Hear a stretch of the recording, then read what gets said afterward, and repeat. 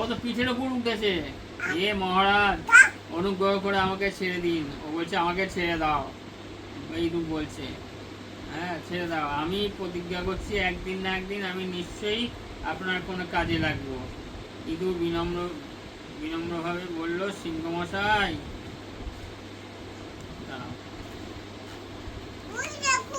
হ্যাঁ, সিংহমশাই এসে হেসে উঠলো আর ইঁদুরকে ছেড়ে দিয়ে, তো ইঁদুরকে ছেড়ে দিল, ইঁদুর পালিয়ে গেল।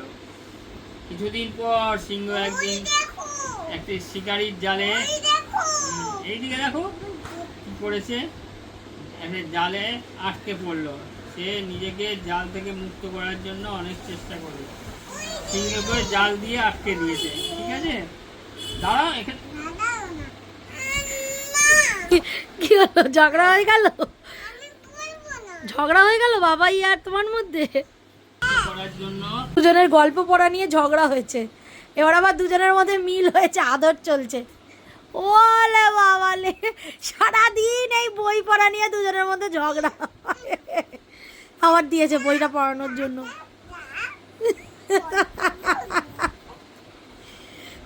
আবার মিল হয়ে গেছে। চেষ্টা করলো কিন্তু কিছুতেই পারলো না, জাল থেকে বেরোনোর জন্য কিছুতেই পারছে না। তখনই সে কোথা থেকে চু চু আওয়াজ করতে করতে আওয়াজ শুনতে পেল। ও একটা চু চু আওয়াজ শুনতে হলো, ইঁদুরটার আওয়াজ শুনতে পেয়েছে। ইঁদুরটা ছুটে এসে সিংহকে বলল, মহারাজ আপনি চিন্তা করবেন না, আবার মিল হয়ে আমি গেছে, আবার এক্ষুনি পড়তে আপনাকে জাল বসেছে। থেকে মুক্ত ছেড়ে দেবো। ও জাল কেটে কি করলো, জাল কাটতে শুরু করে দিল এই জালটা। এই বলে সে তখন আর দড়িগুলো দাঁত দিয়ে কেটে ফেললো।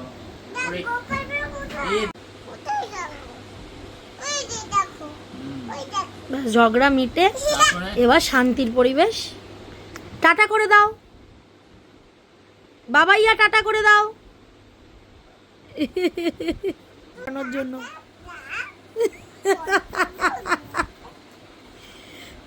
এই দুজনের মধ্যে যত ঝগড়া করে এরা, এদের মধ্যে তত মিল। দেখো গল্পের বই পড়তে পড়তে দাদু নাতনি দুজনেই ঘুমিয়ে পড়েছে। দাদুই ঘুম পাড়িয়ে দিয়েছে। এরা কেউ কাউকে ছেড়ে থাকবেও না, আবার ঝগড়াও করবে।